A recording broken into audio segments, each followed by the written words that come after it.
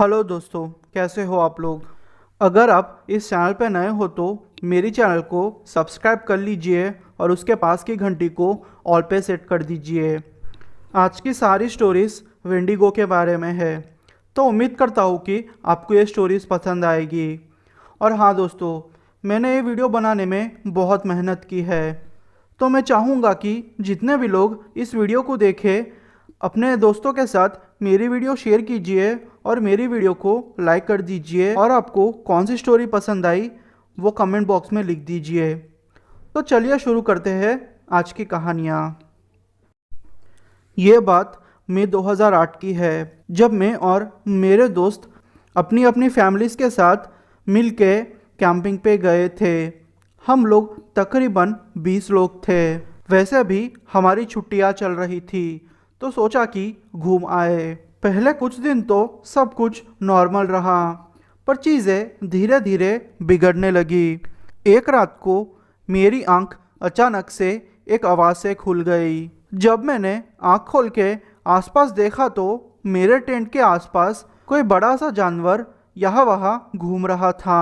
सच बोलूँ तो मुझे थोड़ा डर लग गया था, क्योंकि वो जानवर बहुत बड़ा था, क्योंकि उसकी परछाई मुझे दिख रही थी। मैं पागलों की तरह टेंट के बाहर देखने को निकल गया। जब मैं बाहर निकला तो मेरे सामने एक विशाल सा दानव जैसा कुछ खड़ा हुआ था।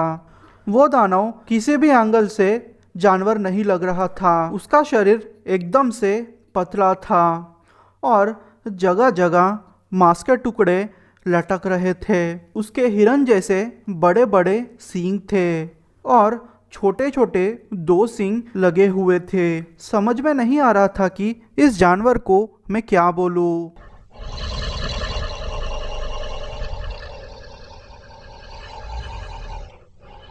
खैर, वो देख के मैं बहुत डर गया था। मुझे समझ में नहीं आ रहा था कि मैं क्या करूं। मैंने ज़ोर ज़ोर से चिल्लाना शुरू कर दिया। सब लोग अपने अपने टेंट से निकलकर मेरे पास आए। उन्होंने मुझसे पूछा कि तुम चिल्ला क्यों रहे हो और हमारी नींद डिस्टर्ब क्यों कर रहे हो। मैंने फिर बोला कि अभी अभी मैंने एक चीज़ को देखा है जो कि जानवर नहीं है और इंसान तो बिल्कुल नहीं। वो लोगों ने सोचा कि मैं उनसे कोई मजाक कर रहा हूँ, पर उनको कौन समझाए, मैं सच बोल रहा था। उन्होंने फिर मुझे बोला कि तुमने शायद भालू देख लिया होगा, चिंता मत करो। वो लोग फिर ये बोल के अपने अपने टेंट में जाके सो गए। बाकी कुछ दिन ठीक रहा। मेरे साथ मेरा एक दोस्त टेंट में सोया हुआ था। उसने मुझे कहा कि देख यार, हमारी बात वैसे भी कोई नहीं मानेगा, इससे अच्छा है कि हम इस बात को यही दबा दे और तू भी इसके बारे में किसी से भी जिक्र नहीं करेगा। जैसे कि मैंने आपसे कहा कि सब कुछ थोड़े दिन तक नॉर्मल रहा, पर एक रात आई। फिर मैं और मेरा दोस्त मिलके जंगल के अंदर जाने लगे। मेरे पास कोई भी हथियार नहीं था। मैं कितना पागल था। मेरा दोस्त हमेशा छोटी सी रिवॉल्वर अपने पास रखता था, क्योंकि वो कहता था कि जब भी तुम जंगल में कैंपिंग करने जाओ तो तुम्हें ये चीज़ रखना ज़रूरी है। मैं भी उसकी बात से सहमत था, पर उस वक्त मेरे पास कोई भी हथियार नहीं था, तो मैं मेरे दोस्त के साथ साथ ही चल रहा था। तकरीबन रात के 1 बज चुके थे। हम लोग ऐसे ही खाना खाने के बाद घूमने चले गए थे।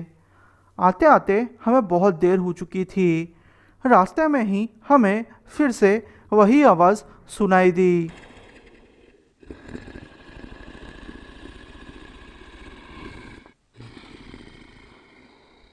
वही मांस के सड़ने की बदबू आने लगी।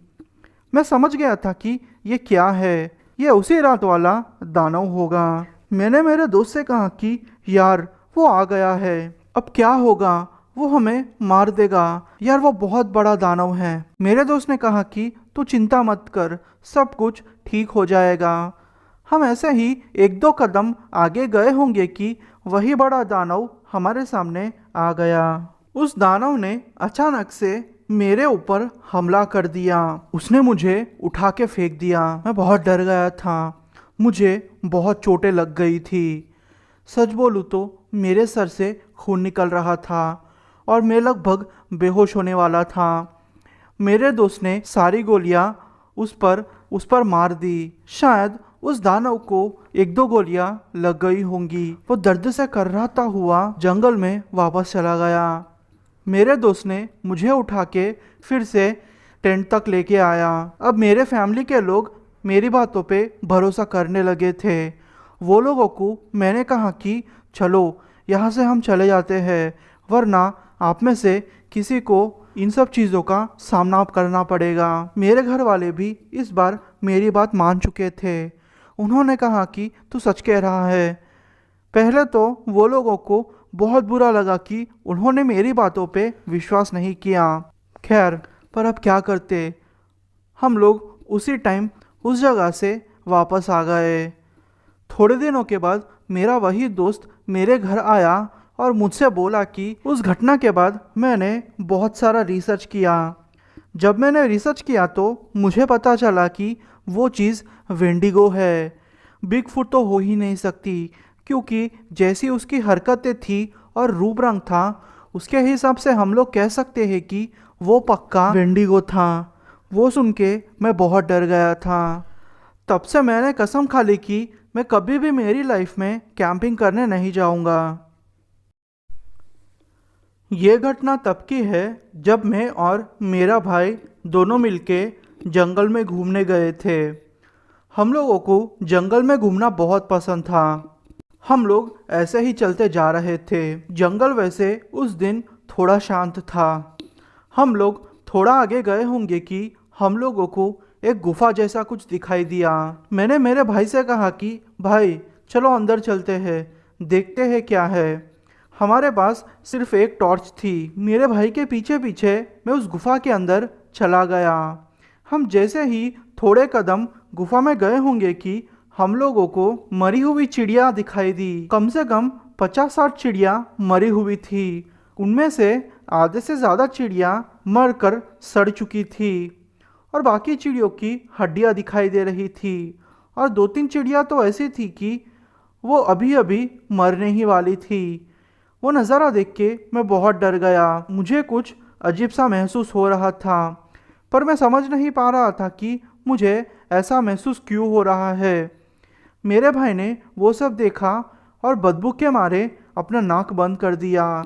मुझे भी बदबू आ रही थी। मेरे भाई ने कहा कि उसे ऐसा लगता है कि उसे कोई घूर के देख रहा हो। मुझे भी कई बार ऐसे महसूस हो रहा था। मैं बहुत डर गया था। मैंने मेरे भाई से कहा कि भाई चलो यहाँ से चलते हैं, वरना कुछ प्रॉब्लम हो जाएगी।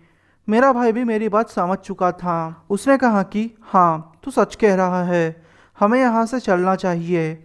हम लोग धीरे धीरे पीछे मुड़ के गुफा से बाहर निकलने लगे। तभी अचानक हमें पीछे से किसी के कदमों की आवाज़ सुनाई दी। हम दोनों भी इतना डर चुके थे कि हमारी हिम्मत नहीं हो रही थी कि हम लोग पीछे मुड़ के भी देखें। हम लोगों ने फिर ये डिसाइड किया कि हम लोग तेज़ी से गुफा के बाहर निकल जाएंगे और पीछे मुड़ के नहीं देखेंगे। हम लोग अब तेज़ी से गुफा के बाहर निकलना शुरू कर दिया। तकरीबन 2 मिनट में हम लोग गुफा से बाहर निकल गए।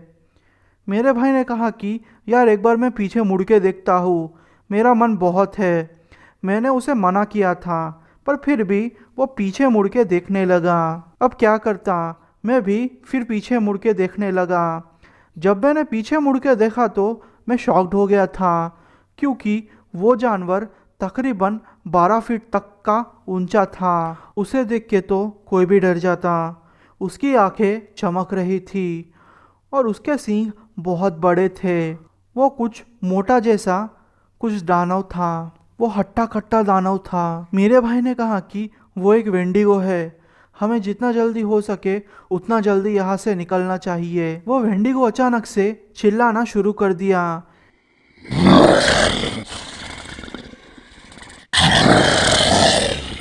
मैंने मेरी लाइफ में पहली बार किसी वेंडिगो की आवाज़ सुनी थी। हम लोग फिर बहुत तेज़ी से हमारे घर की ओर निकलने लगे। शायद मैंने मेरी ज़िंदगी में इतना तेज़ कभी नहीं भागा होगा। मैं इतना तेज़ भागा और आखिरकार मेरे घर पहुंच गया। तब से मैंने कसम खा ली कि मैं कभी भी उस जगह पे नहीं जाऊंगा, रात के टाइम पे तो बिल्कुल नहीं। ये घटना मेरे साथ तब घटी थी जब मैं और मेरे दोस्त अपनी फैमिलीज़ के साथ कैंपिंग पर गए थे। हमारे पेरेंट्स सो चुके थे, इसलिए हम लोगों ने आग जलाई और हम लोग आग के आसपास बैठ के बातें करने लगे। तकरीबन आधी रात हो चुकी थी। मेरे ही एक दोस्त ने मुझसे कहा कि यार देख, वहाँ जंगल में कोई दिख रहा है। मैंने कहा क्या मजाक कर रहा है यार, ऐसा कैसे हो सकता है। जब मैंने पीछे मुड़ के देखा तो मुझे दो आंखें चमकती हुई दिखाई दे रही थी। सच बोलूँ तो अब तक मुझे इतना डर नहीं लग रहा था। मेरे दिमाग में कोई भी ख्याल नहीं आ रहा था, पर वो चीज़ जो भी थी वो थोड़ी ही देर में बाहर आ गई। मैंने जब उस चीज़ को देखा तो मैं बहुत डर चुका था, क्योंकि वो चीज़ 8 फुट लंबी थी और एकदम सी पतली थी। उसके शरीर से मांस लटक रहा था। समझ में नहीं आ रहा था कि मैं उसे वेंडिगो कहूँ या फिर कुछ और कहूँ, क्योंकि पिछले बहुत टाइम से वेंडिगो के ऊपर चर्चा होती रहती है कि वेंडिगो सच में है या नहीं। अगर आप वेंडिगो पर भरोसा नहीं करते तो ये बहुत अच्छी बात है। अगर आप करते हो तो भी कोई बात नहीं, पर मेरी फीलिंग मैं आपसे शेयर करना चाहता हूँ। जब वो चीज़ बाहर आई तो मैं उसे देख के डर चुका था, क्योंकि उसके बड़े बड़े सींग थे। अब वो चीज़ हमारे ही तरफ बढ़ने लगी थी। मैंने सोचा कि अगर हम लोग यहाँ से नहीं भागे तो हमारा काम तमाम हो सकता है। इसलिए मैंने मेरे दोस्तों से कहा कि यार चाहे कुछ भी हो जाए, हम लोगों को यहाँ से भाग जाना है, वरना हमारी हालत कितनी बुरी हो सकती है ये तुम इमेजिन भी नहीं कर सकते। हम लोग फिर दूसरी तरफ भागने लगे। हमें उस दानव की आवाज़ हमारे पीछे भागते हुए सुनाई दे रही थी, पर मेरी उत्सुकता इतनी बढ़ गई थी कि मैं पीछे मुड़ के एक बार देखना चाहता था। जब मैंने पीछे मुड़ के देखा तो मेरे होश उड़ गए, क्योंकि वो चीज़ जो भी थी मेरे ही पीछे अब पड़ चुकी थी। सच बोलूँ तो एक पल के लिए मेरा दिल धड़कना बंद हो गया था। जब मैंने फिर से पीछे मुड़ के देखा तो अब उसका चेहरा दिखाई नहीं दे रहा था। उसका चेहरा बिल्कुल भी नहीं दिखाई दे रहा था, जैसे कि कुछ हो ही नहीं। सिर्फ दो खड्डे आँखों के दिखाई दे रहे थे। आप इमेजिन कर सकते हो कि आधी रात को वो चीज़ आपके सारे दोस्तों को छोड़े आपके पीछे पड़े और आपको अचानक से उसका चेहरा दिखना बंद हो जाए। यह पक्का भूतिया चीज़ ही थी। तकरीबन 2 मिनट तक भागते भागते मैं थक चुका था। मेरे पैरों ने जवाब दे दिया था, पर क्या करता। अगर नहीं भागता तो शायद मैं ज़िंदा नहीं रहता। मैं भागने लगा। अचानक से मैं एक जगह पे आके रुक गया। मुझे कुछ भी समझ में नहीं आ रहा था। बस मुझे इतना याद है कि मैं नीचे ज़मीन पे बैठ गया था और मैंने जब मेरे हाथ चेक किए तो मेरे हाथों पे मिट्टी लगी हुई थी और खून बह रहा था। पता नहीं उसके बाद क्या हुआ। जब मुझे थोड़े होश आए तो मुझे बस इतना याद रहा कि मेरा दोस्त मेरे पास ही बैठा हुआ है और वो रो रहा था। शायद थोड़ी देर के लिए मैं बेहोश हो गया था। मैं याद करने की कोशिश कर रहा था कि उस टाइम में क्या हुआ होगा, पर मुझे कुछ भी याद नहीं आ रहा था। थोड़ी देर के लिए शायद मेरी यादें गुम हो चुकी थी, जैसे कि मूवीज़ में होता हो ऐसा कुछ मेरे साथ हुआ था। फिर मैं अपने आप को संभाल के मेरे दोस्त को लेके कैंप तक पहुंचा। जब मैं कैंप तक पहुंचा तो मेरे दोस्त रो रहे थे और दूसरे लोग तो चिल्ला रहे थे। हम लोगों ने हमारे माँ बाप को कहने की कोशिश की, पर वो लोगों ने हमारी बात नहीं मानी। वो लोगों ने कहा कि तुम लोगों ने शायद कोई हिरन देखा होगा, ऐसी चीज़ें यहाँ रहना मुमकिन नहीं है, इसलिए तुम लोगों को इस चीज़ के बारे में ज़्यादा सोचना नहीं चाहिए, वरना ये चीज़ें तुम्हारे दिल में बैठ जाएगी। अब मैं मेरे पेरेंट्स को कैसा समझाता कि मैंने क्या देखा है, पर वो लोग मानने को तैयार नहीं थे। वो लोगों ने हम लोगों पे भरोसा ही नहीं किया। फिर मैंने वो बात अपने तक ही रखी। उस दिन से मैंने ठान लिया कि ऐसी चीज़ों के बारे में मैं किसी से भी डिस्कस नहीं करूँगा, क्योंकि लोग हमारा मजाक उड़ाते हैं और हमारी बातों पे विश्वास भी नहीं करते। ये घटना बहुत सालों पहले की है। हुआ यूँ था कि मैं और मेरे दोस्त कैबिन में सोए हुए थे। मैं आपको कह दूं कि ये कैबिन मेरे ही एक दोस्त के पापा का था। हुआ यूँ कि हम लोग कैबिन में सोने से पहले आग जलाकर बाहर बैठे हुए थे। रात के 9 बजते ही हम लोगों ने सोचा कि अब हमें सो जाना चाहिए, जल्दी उठ के हमें फिरने भी जाना है। तो हम लोग कैबिन में जाके सोने लगे। आधी रात को मेरी नींद एक ज़ोर के धड़ाम सी आवाज़ से खुली। मैं चौंक गया था। वो आवाज़ किचन से आ रही थी। मैं दौड़े दौड़े किचन तक पहुंचा। मेरे दूसरे दोस्त भी अब किचन पहुंच चुके थे, क्योंकि हम लोगों ने भी वही आवाज़ सुनी थी। सच बोलूँ तो वो आवाज़ इतनी डरावनी थी कि शायद आप भी उस आवाज़ को सुन के डर जाओगे। जैसे ही हम लोग किचन में पहुँचे, हमने देखा कि मेरे उसी दोस्त के पापा और वो दोस्त दोनों एक कोने में खड़े हुए हैं। उनके चेहरे पे डर साफ साफ दिख रहा था। मुझे समझ में आ गया था कि पक्का कुछ तो हुआ है। मैं उनसे कुछ पूछता उससे पहले ही कैबिन के एक ओर से ज़ोर ज़ोर से दरवाज़ा खटखटाने की आवाज़ें आने लगी। वो सुन के मैं और डर गया। थोड़ी देर में कैबिन के ऊपर से जैसे कि कोई लकड़ी खरोच रहा हो ऐसी आवाज़ें आ रही थी। वो आवाज़ें सुन के हम लोगों को इतना डर लग गया था कि हम लोग एक कोने में जाके बैठ गए थे। वो आवाज़ें बहुत डरावनी थी। एक पल तो ऐसा आया कि वो आवाज़ें इतनी तेज़ हो गई थी कि हमें सुनने में भी बहुत तकलीफ़ हो रही थी। हम लोगों ने हमारे कान बंद कर दिए थे। तकरीबन 1-2 मिनट की बात है। हमारे गैंग के ही एक लड़के ने सोचा कि क्यों ना हम सब लोग बाहर जाके ये देखें कि ये आवाज़ें कहाँ से आ रही है, जिससे हमें पता चल जाएगा कि ये आवाज़ आखिरकार कहाँ से आ रही है और हम उसका कुछ सॉल्यूशन ढूंढेंगे। पर मैंने मेरे दोस्त पे चिल्ला दिया और बाकी ग्रुप वालों ने भी उस पर ज़ोर ज़ोर से चिल्लाया। उसको शायद समझ आ चुका होगा कि उसने कितनी बेवकूफ़ों भरी बातें की है, इसलिए वो चुप हो गया।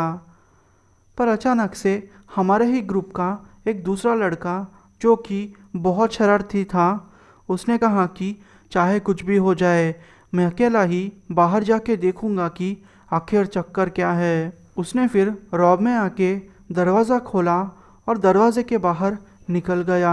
सच बोलूँ तो हम लोग जंगल में थे, पर ऐसा नहीं लग रहा था कि हम लोग जंगल में हैं, क्योंकि जंगल से ऐसी कोई भी आवाज़ें नहीं आ रही थी जैसे कि लगे कि वो जंगल हो। जैसे कि कीड़े मकोड़ों की आवाज़ या तो फिर किसी जानवरों के चिल्लाने की आवाज़ें। सब कुछ एकदम से चुप था। तकरीबन 5 मिनट हुए होंगे कि हमारा वही दोस्त डरते हुए वापस आ गया। उसने ज़ोर से कैबिन का दरवाज़ा बंद किया और डर डर के चिल्लाने लगा। वो कह रहा था कि वो बड़ी चीज़ है, वो हमें मार देगी, हमें कुछ भी करके यहाँ से निकल जाना होगा। मेरे उसी दोस्त के पापा ने मेरे दूसरे दोस्त को शांत कराया। उन्होंने तो पहले ही मना किया था। वो कह रहे थे कि बेटा मत जाना, वरना तुम इतना डर जाओगे कि इस चीज़ के बारे में सोचना कभी बंद नहीं करोगे। और उनकी बात सच हो चुकी थी, पर मेरा वो दोस्त उनकी बात कहाँ से मानने वाला था। जैसे ही वो दोस्त चुप हुआ, वो आवाज़ें भी शांत हो गई। हम लोग जितना जल्दी हो सके उतना जल्दी इस जगह से निकलना चाहते थे। पता नहीं मेरे ग्रुप में लोगों को नींद कैसे आ गई, मुझे तो नींद बिल्कुल नहीं आ रही थी।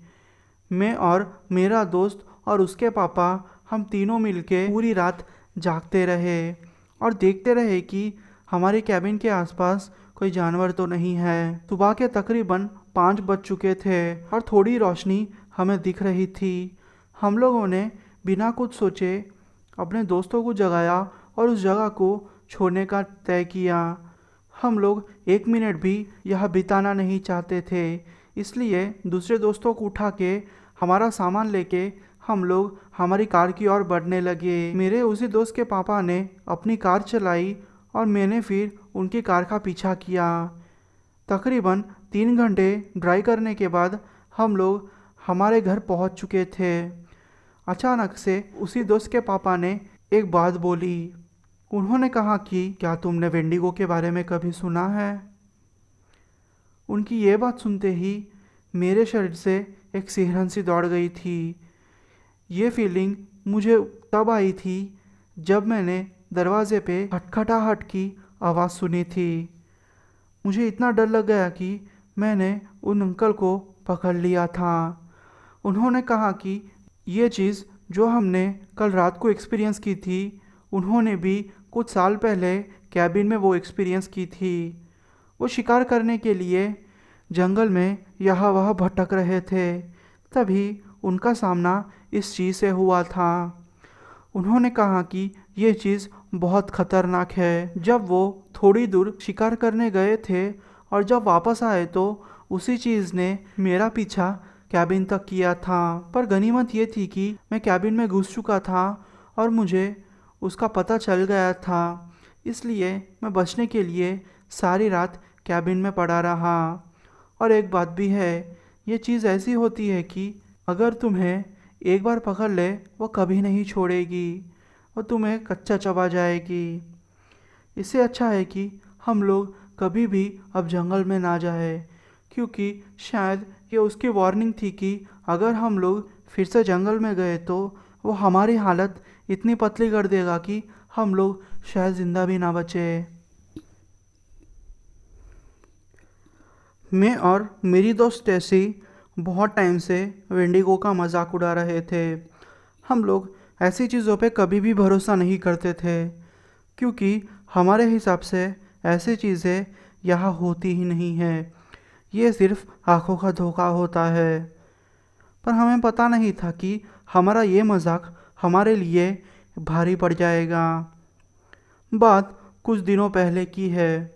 हुआ यूँ कि मैं कुछ दिन पहले ही गांव में शिफ्ट हुआ था और मुझे पीने की भी आदत थी, तो मैं और मेरे दोस्त मिलके पास ही के शहर में जाके एंजॉय करके आते थे। उस दिन मेरी गाड़ी ख़राब हो चुकी थी, पर ज़्यादातर मैं और मेरी दोस्त स्टेसी के ही 30 मिनट का रास्ता पार किया करते थे। तो उस रात भी हम लोगों ने यही किया। हम लोग ऐसे ही चलते चलते जा रहे थे। थोड़ी देर बाद हमें एक बाइक वाला मिला जो कह रहा था कि उसने बहुत पी रखी है। वो अपनी बाइक को धक्का देते हुए आगे बढ़ना चाहता है, क्योंकि उसकी बाइक भी ख़राब हो चुकी है। हमने कहा कि चलो ठीक है। वो हमारे साथ ऐसे ही बातें करते करते आ रहा था। स्टेसी को शायद थकान सी महसूस हो रही थी, तो स्टेसी ने कहा कि चलो, यहाँ एक पार्क है, पार्क के बाहर एक बेंच है, वहाँ बैठ जाते हैं। मैं भी फिर मान गया, क्योंकि थोड़ा आगे जाते ही आखिरी स्ट्रीट लाइट है, हमारी आखिरी आशा है, क्योंकि उसके बाद 10 मिनट तक हमें कोई भी लाइट दिखने नहीं वाली थी। वो आदमी जो हमारे साथ था हमारे सामने ही नीचे ज़मीन पर लेट गया। वो ऐसे ही सो रहा था। जैसे ही 2 या 3 मिनट हुए होंगे कि वो अचानक से उठ गया और बोला कि हम लोगों को अब यहाँ से चलना चाहिए। हम भी उसकी बातें मान गए। हम लोग फिर आगे बढ़ने लगे। हम लोगों ने फिर वो ब्रिज पार किया और वो स्ट्रीट लाइट तक पहुँच गए। वो हमारी आखिरी स्ट्रीट लाइट थी। हम लोगों ने फिर हमारे फ़ोन की टॉर्च चालू कर दी और आगे बढ़ने लगे। हम लोग ऐसे ही आगे बढ़ रहे थे कि वो बाइक वाला हमारे पास आया और अचानक से रुक गया। उसने अपना शरीर अब ढीला कर दिया था, जैसे कि वो मर चुका हो। सच बोलूँ तो 2 पल के लिए मैं इतना डर चुका था कि मैंने सोचा कि शायद हमारे साथ कुछ गलत होने वाला है। मुझे उस रात पता नहीं क्यों अंदर से ऐसा महसूस हो रहा था कि आज की रात पक्का कुछ गलत होने वाला है। स्टेसी ने कहा कि हमें अब उसे छोड़ देना चाहिए। हम लोग उसे छोड़ के आगे बढ़ने लगे। हम लोगों ने फिर 2 कदम आगे बढ़ाए और जब पीछे मुड़ के देखा तो वो बाइक वाला गायब हो चुका था। सच बोलूं तो उस पल मेरी इतनी सटक गई थी कि शायद मेरी जगह आप लोग होते तो आपकी भी हालत ऐसी ही खराब हो जाती, क्योंकि अगर वो आदमी हमारे सामने या फिर हमारे पीछे से भी जाता तो हमें आवाज़ आती और 10 सेकंड भी मुश्किल से हुए होंगे। तो वो आदमी कहाँ चला गया था, हमें कुछ भी समझ नहीं आ रहा था। हमने सोचा कि इससे अच्छा है कि हम लोग वापस घर चले जाए। हम लोगों ने फिर हमारे घर का रास्ता चुन लिया और हमारे घर के रास्ते पे ही बढ़ने लगे। हम जैसे जैसे मेरे घर की तरफ बढ़ते जा रहे थे, हम लोगों को वैसे ही डर लगने लगा था। अचानक से स्टेसी का फ़ोन बजा। उसकी बहन ने ये फ़ोन किया था कि उसने स्टेसी के बेडरूम में किसी को बैठते हुए देखा है। स्टेसी बहुत डर चुकी थी क्योंकि उसकी बहन अकेली उसके घर पे थी। तो उसने उसके दूसरे कज़िन को फ़ोन करके कहा कि जाओ तुम चेक करो वह क्या है। फिर उसके कज़िन ने जाके चेक किया तो पता चला कि उसके घर में कुछ भी नहीं है। शायद स्टेसी की बहन को भ्रम हुआ होगा। हम लोग फिर आगे बढ़ने लगे। तकरीबन 2 या 3 मिनट ही हुए होंगे। मुझे अचानक से अंदर से महसूस होने लगा कि अब मुझे जल्दी से भागकर अपने घर के अंदर घुस जाना चाहिए। मैंने अपना वक्त ज़ाया किए बिना ही स्टेसी का हाथ पकड़ा और ज़ोर से भागा और अचानक से घर में आके दरवाज़ा बंद कर दिया। जब मैंने अपना दरवाज़ा बंद करा तो मुझे किसी जानवर के गुर्राने की आवाज़ सुनाई दी।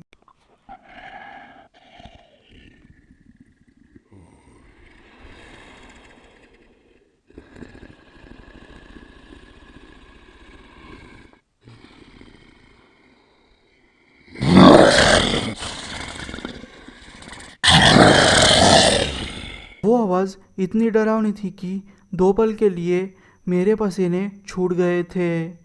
अच्छा हुआ था कि मैंने समय पे दरवाज़ा बंद कर दिया था, वरना पता नहीं मेरे साथ क्या क्या होता।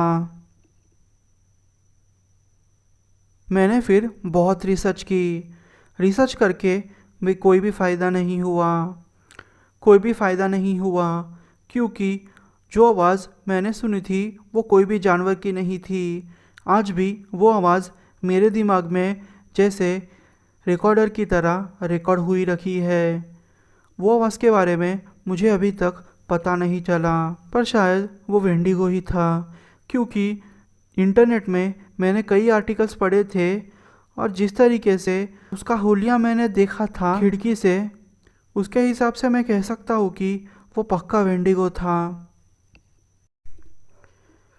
मैं और मेरी गर्लफ्रेंड मेरे 3 साल के बेटे के साथ कैंपिंग करने के लिए वॉशिंगटन के एक पार्क में गए थे।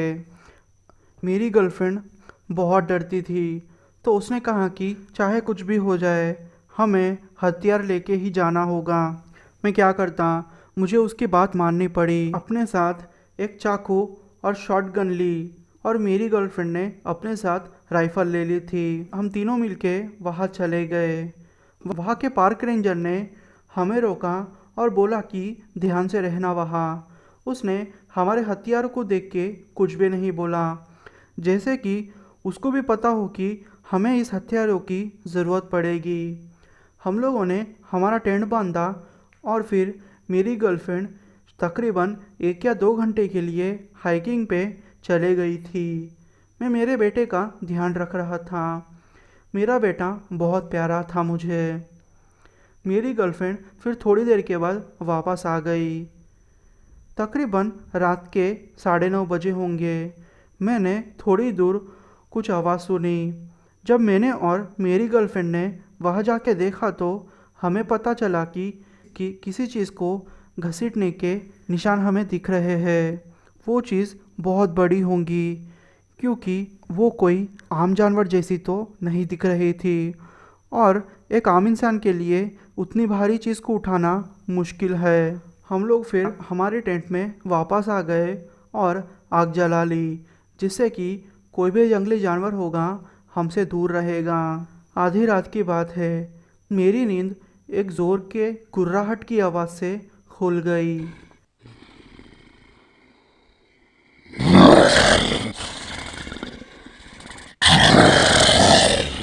मैंने मेरी आंखें मली और जब ध्यान से देखने की कोशिश की तो एक बच्चे के रोने की आवाज़ आ रही थी।